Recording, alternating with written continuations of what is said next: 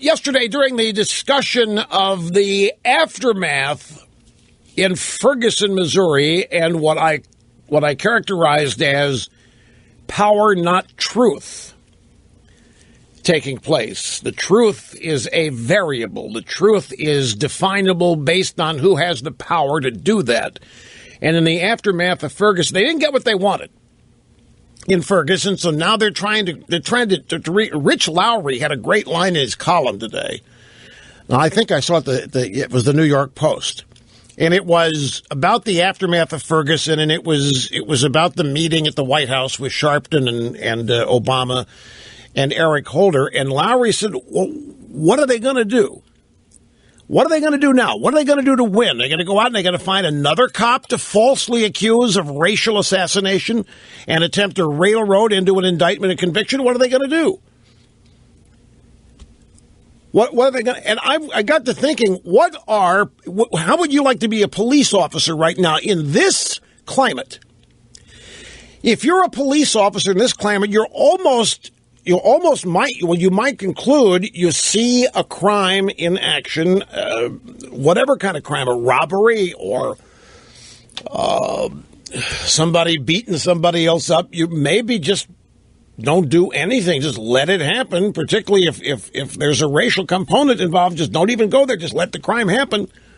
The safer route to be might be just to let that happen. Given the climate that's out there right now, I mean, they didn't get what they wanted in Ferguson, and they're going to get it somewhere. They're going to find it somewhere. And Obama and the boys are now trying to recreate this scenario that what happened in Ferguson, the grand jury, all of that's irrelevant. What now matters is how people feel about this. In the House of Representatives today, the Congressional Black Caucus, the Congressional Black Caucasians walked in with their hands up, saying, don't shoot. I'm not kidding you. And it was led by a guy named Hakeem Jeffries. Do you remember the name Leonard Jeffries? Does the name Leonard Jeffries ring a bell? It does. Leonard Jeffries was the notorious chairman of the Black Studies Department, CUNY, New York, right? Exact City University of New York. Leonard Jeffries is the racist who promulgated the claim that Jews financed the slave trade and used the movie industry to hurt black people. Leonard Jeffries also claims that white people are ice people and black people are sun people. Now, he was fired by CUNY after a time. I mean, they tried to hang in there and be tough, but Jeffries was fired by CUNY for all of this. He sued DeScruel to get reinstated, claiming all he was doing was exercising his First Amendment rights. So it was his son leading the Congressional Black Caucasians into the House today. Hakeem Jeffries leading the Congressional Black Caucus into the House chamber. And we have it on audio tape. Here it is. This is Hakeem. It's actually last night on the House floor. This is what happened. Let me now yield to my good friend, the distinguished Congresswoman who represents the neighboring district at home in Brooklyn. She's a fighter for justice, a voice for the voiceless, and it's now my privilege to yield to Congresswoman Yvette Clarke. Hands up, don't shoot. I thank my colleague and friend, Mr. Jeffries. See, it used to be, I thank the gentleman of New York for yielding, and then you go into your spiel. But now the Congressional Black Caucasians are saying, hands up, don't shoot, Mr. Chairman. Well, it's each other and the chairman, the speaker. Hands up, don't shoot, Mr. Speaker. I thank my colleague and friend, Hakeem Jeffries, noted progeny of the famous Leonard Jeffries, CUNY, New York. Last night on the House floor, I'm going to circle back to this, but this Rams business and those players coming out, the 5 Rams players during player introductions and raising their arms, raising their hands, and then they quote, don't shoot. I'm telling you, there's going to be blowback on this. The Rams have not, maybe they know it, but this is going to be a bigger problem than the NFL realizes. And I don't know if I should spend time detailing what I think the problem's going to be. Just let it happen and then say afterwards, I told you. There's already some blowback, and I don't even know if the Rams are aware of it. But this is. See, I'll tell you why people are getting fed up is because here come these guys out raising their hands in uniform, as in hands up, don't shoot. The grand jury, it didn't happen. The grand jury established factually that didn't happen. I mean, and everybody knows this. This is my point about truth and power and how power overpowers truth. If it's in the right or, depending on your perspective, wrong hands. But an effort is being made to convince as many people as possible that the gentle giant was surrendering, that he had his hands up and this racist cop assassinated him. This racist cop went hunting. He found a gentle giant. He raised his hands, he surrendered, and he got shot. And that's not what happened. And the grand jury and the autopsy and every shred of evidence that was heard disproves it. And yet here come these players with their hands up. They're clueless. So who's telling these players whatever it is they know? I'm sorry, Hakeem Jeffries is the nephew of Leonard Jeffries, not the son. It's a minor point. But I want to be correct here. There's nothing wrong with being Leonard Jeffries' son. Don't misunderstand. I'm just saying he's a nephew. Well, still son, people, right? And I'm still a nice guy. That hasn't changed. But I mean, who's telling these players what it is they believe? That didn't happen. Hands were not raised. He didn't say, I surrender, and he didn't get shot in that circumstance. Oh, I know who's telling. I'm asking rhetorically, but the point is they're believing it. And they said, they were asked about it. Well, no, we just wanted to show support for the community. What community? The community knows what this didn't happen. The community knows, and I don't mean just the black community, the community of Ferguson, St. Louis, knows it didn't happen.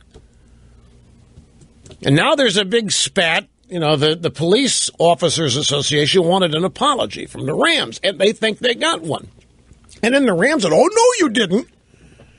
We called you, and we sent you a note, but we didn't apologize. The Rams are making tracks to the media. We did not apologize. Our players are free citizens that can say or do things, and it's up to them.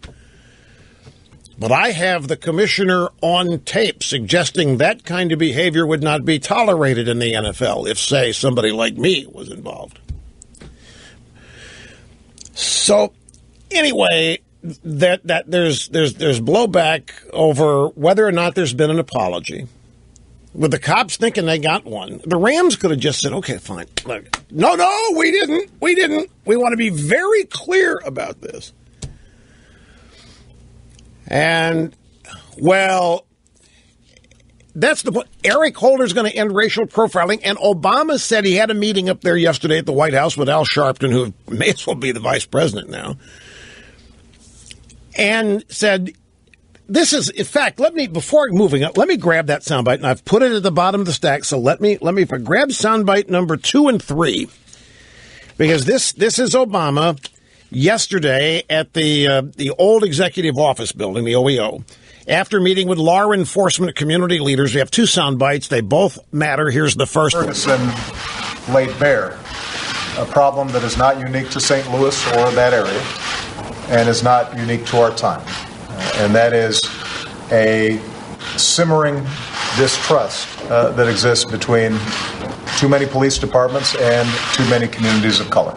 Too many individuals, particularly young people of color, do not feel as if they are being treated fairly.